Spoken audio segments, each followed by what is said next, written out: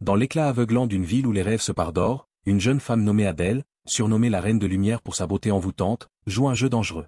Elle croit que son charme est la clé d'une vie meilleure, mais chaque pas dans cette métropole scintillante la rapproche d'un abîme où les ombres dansent avec des secrets mortels. Partagez l'histoire d'Adèle et découvrez jusqu'où l'ambition peut mener. Adèle, 20 ans, quitte son village poussiéreux, un lieu de simplicité où les champs dorés contrastent avec ses rêves grandioses. Son père, un forgeron aux mains calleuses, murmure une prière pour sa sécurité. Sa mère, vendeuse d'igname, lui glisse un panier de provisions et un avertissement, la ville dévore les imprudents. Mais Adèle, portée par sa beauté éclatante, n'écoute pas. Elle monte dans un bus brinque-ballant, les yeux rivés sur l'horizon où les gratte-ciel percent le ciel. À son arrivée dans la ville, baptisée l'Étoile d'Argent, Adèle est éblouie par les néons, les voitures rutilantes et les femmes aux bijoux scintillants. Elle s'installe dans un hôtel modeste près de la gare, prend une douche froide et se regarde dans un miroir fêlé. « Préparez-vous, messieurs, la reine est là », murmure-t-elle, un sourire confiant aux lèvres. Le lendemain, Adèle enfile une robe éclatante et se rend au bureau de Marcel, le gérant de l'hôtel, un homme usé par les intrigues de la ville. « Je veux un homme riche, un milliardaire », déclare-t-elle, sa voix douce mais déterminée. Marcel, troublé par son audace, tente de la dissuader. « Cette ville est un piège. Travaille ici, je te paierai bien, 80 000 nera par mois, avec logement et nourriture. » Adèle refuse poliment, « Je ne suis pas venu pour nettoyer des chambres. » Marcel soupire et mentionne Victor, un milliardaire à la fortune mystérieuse. Son argent arrive trop vite, prévient-il. Adèle insiste, et Marcel organise une rencontre. Dans le salon VIP de l'hôtel, Victor arrive dans une Bentley, sa montre en or scintillant. Leur alchimie est immédiate, leur rire remplissant l'air. Marcel, inquiet, la prend à part, « Sois prudente, Adèle.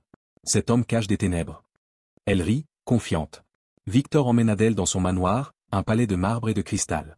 Il la comble de cadeaux, une Mercedes flambant neuve, des bijoux, et la promesse d'une maison pour ses parents. Adèle devient l'étoile de l'Étoile d'Argent, son téléphone sonnant sans cesse avec des offres de riches prétendants. Elle reste fidèle à Victor, aveuglée par le luxe. Il visite son village pour inaugurer une maison neuve, et les villageois s'émerveillent. Certaines mères grondent leur fille, « Pourquoi ne peux-tu pas être comme Adèle ?» Sa meilleure amie, Clara, l'appelle, inquiète. « Que fait Victor dans la vie ?» demande-t-elle. « Importateur, » répond Adèle, désinvolte. « De quoi ?» insiste Clara. Adèle hausse les épaules, « Peu importe. » Clara la met en garde, l'argent facile cache toujours un prix. Adèle ignore l'avertissement, grisée par sa nouvelle vie. Les apparences trompent-elles parfois? Un an plus tard, Adèle obtient un diplôme en cybersécurité, convaincue que ses rêves sont réalisés. Mais une nuit, dans la salle de bain de son manoir, elle remarque que sa serviette hygiénique usagée a disparu. Le mois suivant, cela se reproduit. La poubelle est vide, impeccablement nettoyée. Son cœur s'emballe. Victor est absent, la domestique en congé. Qui a pris son sang? Des souvenirs de contes villageois sur des rituels de sang la hantent. Elle appelle Victor, qui la rassure, « Notre maison est sûre. » Inquiète, Adèle rend visite à Marcel. « Victor croit-il au juju ?» demande-t-elle. Marcel fronce les sourcils, son argent vient d'endroits sombres. Sur un coup de tête, Adèle consulte une vieille herboriste en bord de route. « Ton sang est dans un pot noir », murmure la femme. « Il contrôle ton destin. » Terrifiée, Adèle fouille le manoir à 2 heures du matin et trouve un pot noir dans une cave verrouillée, remplie de ses serviettes usagées. Victor la surprend, « Tu es à moi, Adèle. C'est le pouvoir. Si vous découvriez un secret aussi terrifiant, que feriez-vous ?» Adèle découvre le journal de Victor, listant des femmes victimes de rituels, leur vie drainée pour sa richesse. Elle tente de fuir, mais les portes semblent scellées par une force invisible.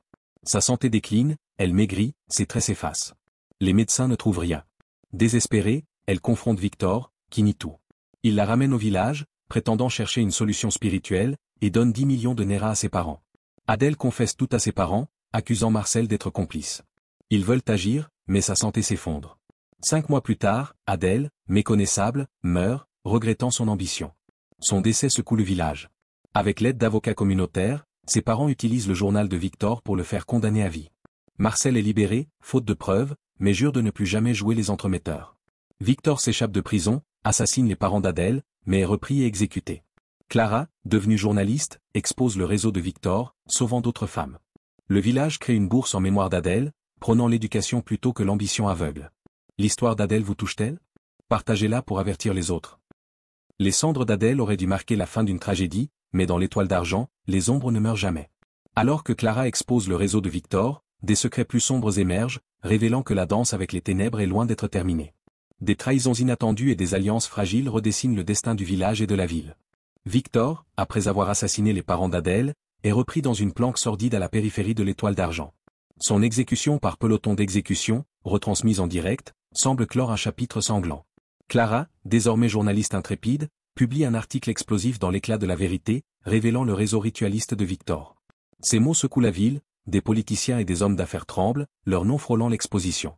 Le village, endeuillé, honore Adèle avec une bourse pour l'éducation des jeunes filles, un symbole d'espoir. La justice peut-elle vraiment triompher? Mais Clara ne s'arrête pas là. Dans un café discret, elle rencontre inspecteur Coffey, un policier à la retraite qui avait jadis enquêté sur des crimes rituels. Il lui remet un carnet jauni, rempli de noms codés et de lieux suspects. Victor n'était qu'un pion, murmure-t-il. Le véritable roi est toujours là. Clara, le cœur battant, note un nom, Monsieur Léon, un magnate de l'immobilier connu pour ses œuvres de charité. Ce premier rebondissement la pousse à plonger plus loin, malgré les risques. Clara infiltre une soirée mondaine organisée par Monsieur Léon dans un gratte-ciel scintillant. Vêtue d'une robe élégante, elle se fait passer pour une blogueuse en quête d'interview. Monsieur Léon, charismatique et imposant, la salue avec un sourire trop parfait. Les invités, drapés de luxe, ignorent les murmures de serveurs nerveux. Une jeune femme, Amina, une nouvelle favorite de Monsieur Léon, semble étrangement absente. Clara, alertée, suit une piste jusqu'à un ascenseur privé menant aux étages supérieurs. Dans une pièce secrète, elle découvre des photos d'Amina, marquées comme « prochaine offrande ».